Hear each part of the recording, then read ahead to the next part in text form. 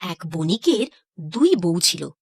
বড় বউয়ের থেকে বণিক ছোট বউকে বেশি ভালোবাসত। বড় বউয়ের মাথায় চুল ছিল না বললেই চলে, আর ছোট বউয়ের মাথায় ছিল কালো কুচকুচে এক রাশ কোঁকড়ানো চুল। রূপের দেমাকে ছোট বউয়ের মাটিতে পাই পড়তো না। বলি শুনছো? ও ছোট বউ, ছোট বউ, আরে একবারটি শুনে যাও না। কি দরকার? আমাকে বলুন না। এ কি তুমি? আমি তো ছোট বউকে ডাকলাম, তোমাকে তো ডাকিনি। আসলে ছোট বউ চুলের পরিচর্যা করতে ব্যস্ত, তো তাই আমি ভাবলাম। হ্যাঁ, আমি তো রাত দিন রূপচর্চা নিয়েই ব্যস্ত। এমন ভাব দেখাও না দিদি, যেন সংসারের যাবতীয় কাজ তুমি একাই করো। এ কথা আমি কখন বললাম রে ছোট? বলতে আর কি বাকি রাখলে দিদি? তোমার কথার মারপ্যাচকে আমি বুঝি না? যেহেতু স্বামী আমায় বেশি ভালোবাসে, তুমি সব সময় চাও তার কাছে আমায় খারাপ প্রতিপন্ন করতে। কি আজে বাজে কথা বলছিস ছোট? শোনো বড় বউ, এই কথায় কথায় আর ঝগড়া করো না তো। ঝগড়া কি আমি করছি? ছোট তো সব সময়। বাজে কথা না বাড়িয়ে কাজের কাজ করো। যাও, আমার জন্য পানটা সেজে আনো। না চাইলে তো আজকাল কিছুই পাওয়া যায় না। আরে হাঁ করে দাঁড়িয়ে রইলে কেন? যাও না। ছোট বউ, ও ছোট বউ, আরে কাছে এসো না, কথা আছে। এই আপনি কিছু বলেন না বলি না, বড় বউ এত। আহা, বাদ দাও না ওসব কথা। কাজের কথা শোনো। কাল ভোরে উঠে আমি শহরে যাব বাণিজ্য করতে। ফিরবো এই হপ্তাখানেক পরে। বড় বউকে যেন আগে থেকে সব কিছু জানিও না। কেন জানাবো না কেন? গতবার ওই অপয়া অনামুখ বড় বউয়ের মুখ দেখে বাণিজ্যে গিয়েছিলাম বলেই না লোকসান করে সর্বস্ব খুইয়ে খালি হাতে ফিরতে হয়েছিল। তা যা বলেছো, মুখ দেখলেই অযাত্রা। শোনো, যা বললাম মনে থাকে যেন। বড় বউ পান সেজে এক্ষুনি এসে পড়বে। তুমি এখন চুপ করো তো। ছোট বউ, একটু জল দাও তো। কি হলো? আবার চোখে জল কিসের? ও বড় বউ। ও কিছু না, হঠাৎ চোখে কি যেন পড়লো, তাই। ও তাই বলো, তাহলে অন্য কিছু নয়।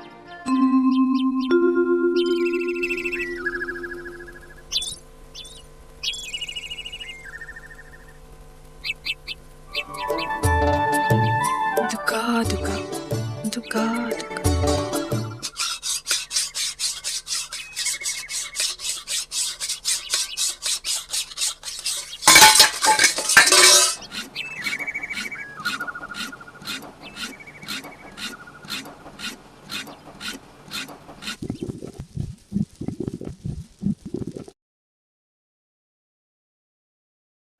আমি জ্বর ছাড়িয়ে দেবো ছোট?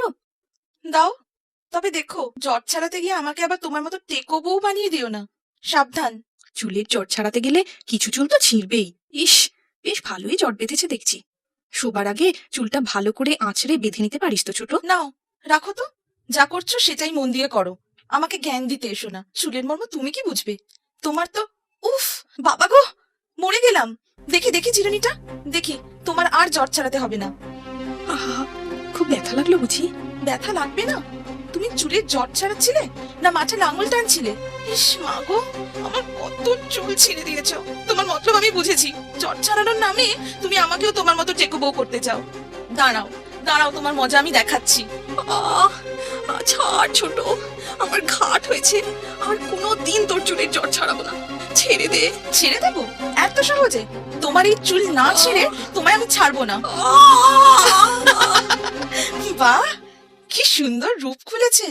দেখো দেখো আয়নায়, রূপ দেখো তোমার, ঠিক যেন বাঁদরদের রাজ্যের রাজকন্যা। না, অনেক হয়েছে, আর এখানে থাকা যাবে না। তোর সুখের সংসার তুই কর ছোট, আমি চললাম। কোথায় যাবে শুনি? কোনো চুলে তোমার জায়গা হবে না। তাছাড়া তুমি গেলে এই সংসারের কাজ কে সামলাবে? তোর সংসার তুই বোঝ। যেও না বলছি। উনি এখন বাড়ি নেই, সে ফিরলে তোমার যেখানে খুশি যেও। যেও না, যেও না বলছি। না, লোক সমাজে আর থাকবো না, যেখানে শুধু রূপ নিয়ে মানুষকে বিচার করা হয়। মনের খবর কেউ রাখে না, তার থেকে বনে জঙ্গলে থাকাই ভালো।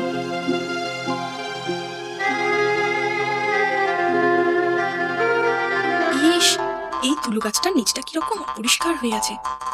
আহারে বেচারা, একটু পরিষ্কার করে দিই।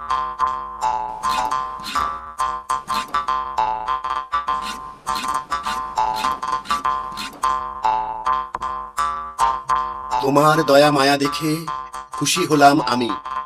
দুঃখ তোমার যাক দূরে যাক, সুখী হয়েও তুমি।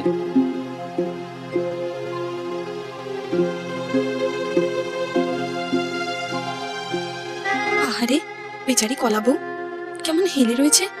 এক কাজ করি, একটা ভাঙা ডাল জোগাড় করে একটু ঠেকও দিয়ে দিই, তাহলে আর হেলে পড়ার ভয় থাকবে না।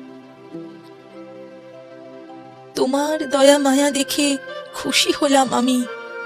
দুঃখ তোমার যাক দূরে যাক, সুখে থেকো তুমি। তুমি কে মা? এই গভীর জঙ্গলে কি করছো? আপনি তো অন্তর্যামী প্রভু, আপনার দিব্য দৃষ্টির অগোচরে তো কিছুই নেই। আমি বড়ই দুঃখিনী বাবা ঠাকুর, আমাকে দয়া করুন বাবা ঠাকুর। ওই যে পুকুর দেখছো, ওখানে একটি মাত্র ডুব দিয়ে আমার কাছে এসো মা। যেমন আজ্ঞা করেন বাবা ঠাকুর। কি আশ্চর্য! এ কি আমার মাথা ভরা চুল, দুধে আলতা গায়ের রং, এ সবই বাবা ঠাকুরের দয়া। যাই, তার কথা মতো তার কাছেই যাই। ওঠো মা, এই ঝুড়িটা নাও, এই ঝুড়ি খুলে দেখো। বাবা ঠাকুর, এই ঝুড়ি ভরা এত সোনা দানা মণিমুক্ত, এই সব আমার? হ্যাঁ মা, সব তোমার। শুধু তাই নয়, এ ঝুড়ি কখনো খালি হবে না। ওতে যা ধনরত্ন আছে সব বের করে নিলেও দেখবে আবার ভরে গেছে। তোমার সরলতায় ও সততায় প্রসন্ন হয়ে এই উপহার দিলাম। যাও মা, সুখে শান্তিতে সংসার ধর্ম পালন করো। যথা আজ্ঞা প্রভু।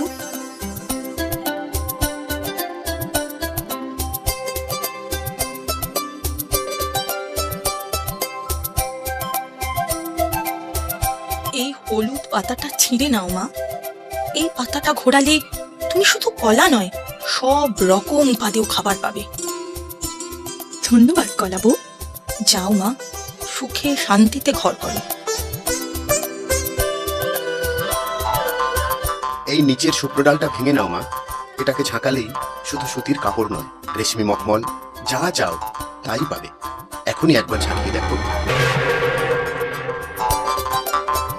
ধন্যবাদ, তোমার উপকার আমি কোনো দিনও ভুলবো না। যাও, সুখে শান্তিতে জীবন কাটাও।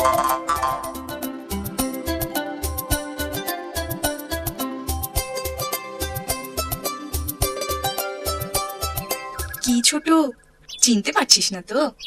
আমি বড় বউ রে। দেখ, তোর জন্য কি এনেছি। চল, ঘরে চল।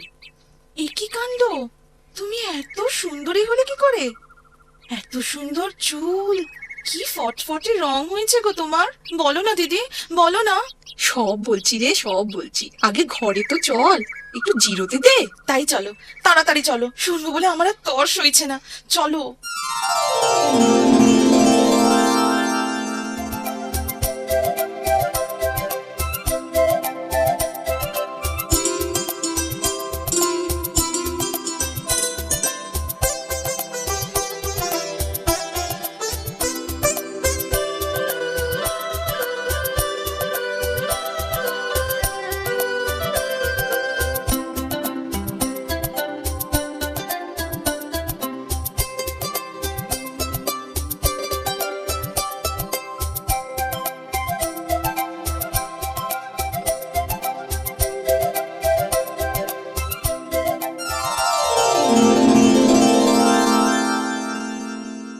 তাহলে এই ঘটনা।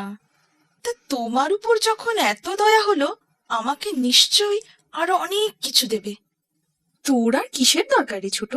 এই সব তো আমার একার নয়, আমাদের দুজনেরই। আর রূপের কথা যদি বলিস, তুই তো এমনিতেই সুন্দরী ছোট। না বাবা, তোমার জিনিস তোমারই থাক। আজ দিয়ে কাল আবার খোঁটা দেবে, সে কি আমি জানি না? তাছাড়া তোমার দয়ার দান আমার চাই না। আমি কালই সেই মুনি ঋষির কাছে যাব। ওই পুকুরে ডুব দিলে আমি নিশ্চয়ই আরো সুন্দরী হব। তারপর সেই রূপ নিয়ে বাবা ঠাকুরের সামনে দাঁড়ালে আমি আরো অনেক বেশি উপহার পাবো। বেশি লোভ করিস না ছোট, হিতে বিপরীত হতে পারে। তুমি থামো তো, এতে লোভের কি দেখলে? তুমি পেতে পারো আর আমি পারি না? আমি কিসে কম শুনি? সত্যি, তোকে বোঝায় কার সাধ্যি। যা ভালো বুঝিস কর, আমি আর বাধা দেব না। তুমি বাধা দিলেও বা কে শুনছে? আমি অত কারো বাধ্য নই। হ্যাঁ, ও সুন্দরী বউ, ও কেশবতী বউ, শুনছো? এই আমার পায়ের কাছের আবর্জনা একটু পরিষ্কার করে দাও না। আহা, কে এলেন রে? আবদার শোনো, আমি কোন দুঃখে ওসব করতে যাব শুনি? আমায় কি বড় বউয়ের মতো বোকা পেয়েছো? উপকার করলে আমি তোমায় উপহার দেব।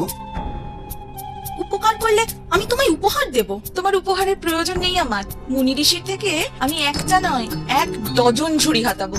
যার কাছে ধনরত্ন আছে তার কি আর শাড়ি গয়না খাবারের অভাব হবে? এই সাবধান করে দিচ্ছি বুড়ো গাছ, শুভ কাজে যাবার সময় আর পিছু দেখো না। যার মনে নেই দয়া মায়া, তার পিছু নেয় দুষ্ট ছায়া।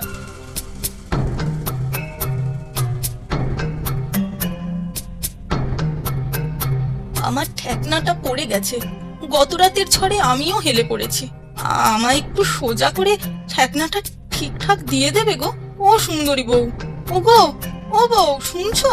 শুভ কাজে যাবার সময় আবার যদি পিছু ডাকো, সোজা করে দেওয়া তো দূরের কথা, ঠেলা মেরে পুরো মাটিতে শুইয়ে দেবো, এই বলে দিলাম। খবরদার, আর যদি পিছু ডেকেছো তো তোমার একদিন কি আমার একদিন।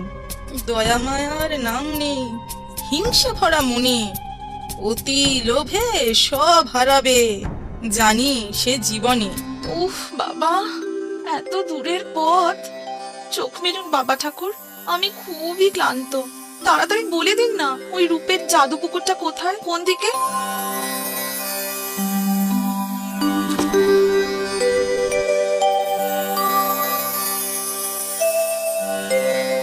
এক ডুবে যখন এমন রূপ খুলেছে, আরো কয়েকটা ডুব দিলে নিশ্চয়ই আমি পৃথিবীর সেরা সুন্দরী হব।